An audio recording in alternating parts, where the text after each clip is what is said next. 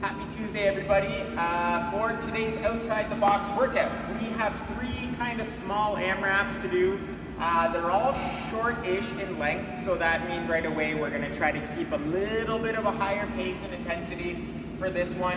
As the first one is an 8-minute AMRAP, the next one is a 6-minute AMRAP, and the final one is a 4-minute AMRAP. In between each one, we're resting 2 minutes. So your intensity will go up as the time goes down, because not just the time goes down, but the reps go down as well. So we're trying to actually increase our intensity as the three go on. In the first 8-minute AMRAP, you're going to do 21 single arm deadlifts on your left, with your left or your right hand. Then you're going to go 21 toes to bars. So we're going to show you guys some scaling options on that toes to bar. You can do something like a V-sit or a jackknife.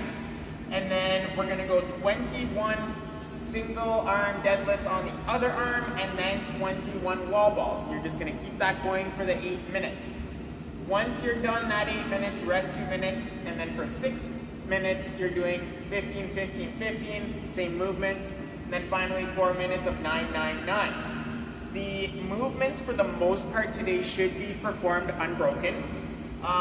Maybe something like the toes to bars or the V-sits. If you are going to break up any movement, that would probably be the one that starts to kind of wear you down, slow you down a little bit. Where the deadlifts and the wall balls, you'll probably be able to just maintain that slow, steady pace to get them all done unbroken for this entire workout. Definitely a good one today, guys. Utilize that rest as best as possible. Get up on your feet, shake your legs and arms out. Get those lungs breathing normal as possible when that 2 minutes is up, because you're in for another good roller coaster on the next one. I'm going to pass it to Yash for today's afterburner. Alright, so today's afterburner is a nice cool down. Just going for some stretches here. So glute stretch, great for those wall balls and those toes to bar, especially. So a lot of hip movement there. So good stretch there, and then a frog stretch to really open up those hips. In that lateral direction. Again, same thing, single arm deadlifts. It might be a little bit tight in one direction. This would be a good little stretch there to kind of balance it out at the end there. Great afterburner. You'll see more details in it in the later videos. We'll see you guys next for the warm-up. Alright, we're here for the warm-up. So we're going to start off with part A, which is getting that hip and the glutes nice and active. So starting off with those hip circles, we're going to keep it a little bit different this time. We're going to go from the hollow position and keep those circles a little bit smaller. We're trying to work on moving that hip in a controlled fashion. So to get into that hollow first, guys, so you guys can start from that pike position, that seated position here. You guys are going to round that back, tuck in that rib cage so you're getting that core engagement. You sit back into that hollow position. Once you're here, we're going to focus on one leg. We're going to go for 5 nice small circles, really just trying to focus on the control of the hip.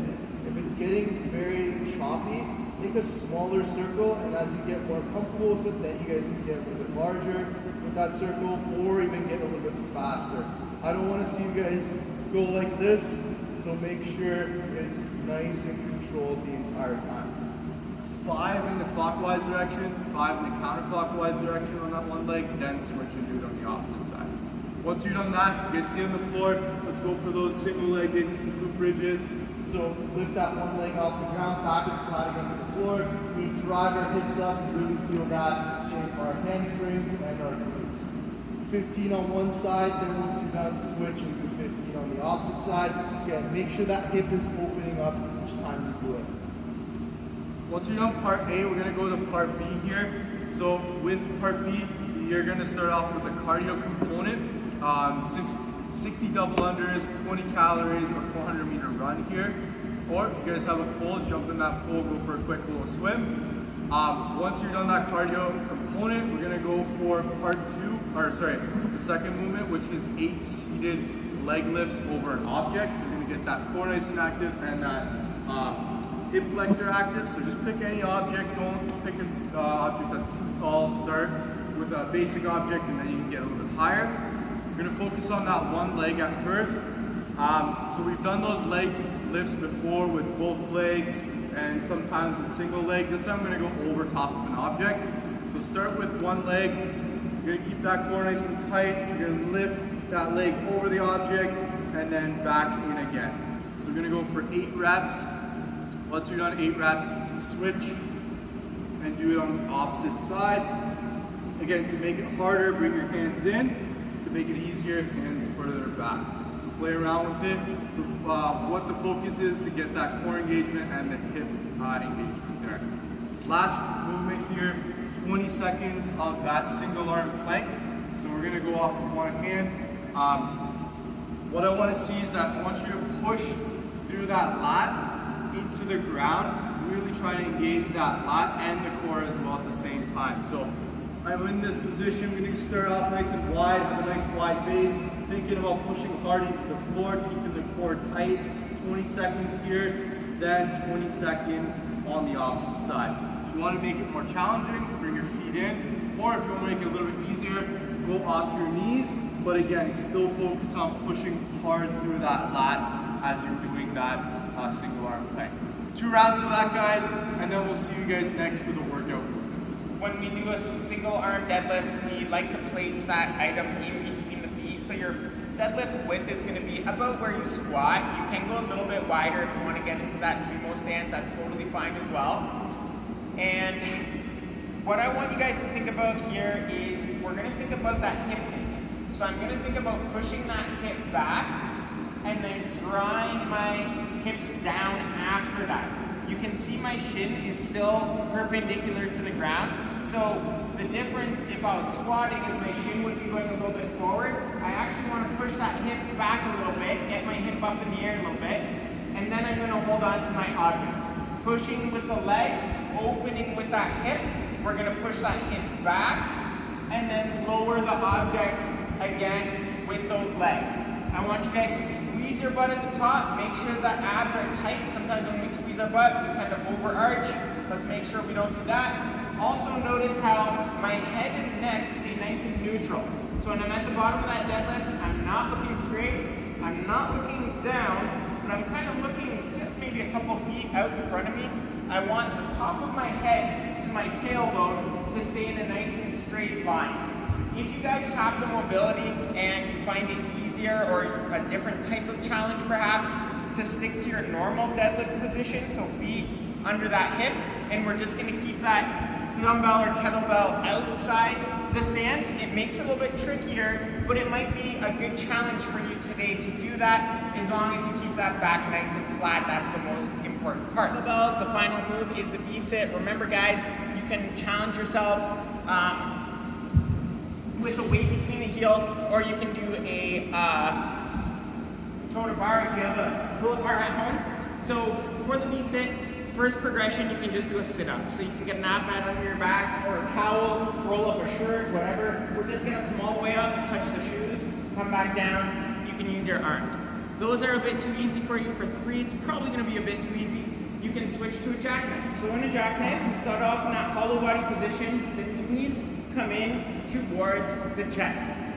The V-sit is very similar, except now we're keeping our legs locked out and we're trying to bring our arms overhead and then bring the hands in towards the toes.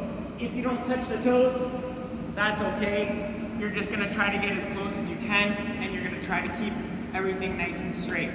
Then you're going into your wall ball, so grabbing that soccer ball, that basketball, volleyball, whatever you got at home. If you got something, if you don't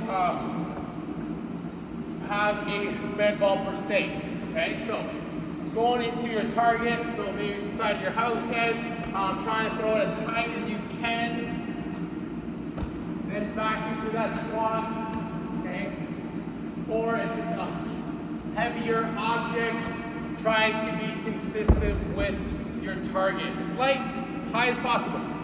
If it's a weighted object, hit that target. All right, guys, we're here for the Afro Burner. Got my mat here to get ready for our stretches, so I'll meet you down there. Gonna come down to our glute stretch here. I'm gonna start from all fours. We're going to cross that one leg perpendicular to our body, kind of getting into that pigeon stretch. That back knee is going to be close to the ankle. Then we're going to sit our hips back and kind of fish around in that position, trying to stretch out this glute.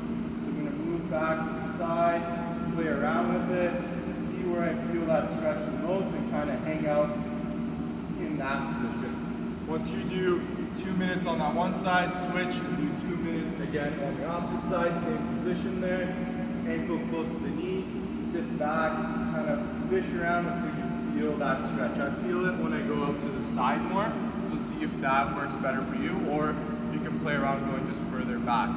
Once you finish 2 minutes per side, we're gonna go for 2 minutes in that frog stretch. So on our knees here, try to use something that's soft so it's easier on the knees, especially on the inside of the knees. We're gonna go wide with our knees there until we feel a stretch in our groin. And then from here, we're gonna push our hips back and you'll start to feel a stretch in those hip flexors, in that psoas muscle. Try to mess around with going back and then taking a break, go back until you feel that stretch. You can kind of twist that back a little bit in that position. See what feels best for you, trying to target that groin a little bit more with the frog stretch. So 2 minutes for both stretches today. Hope you guys enjoyed the workout.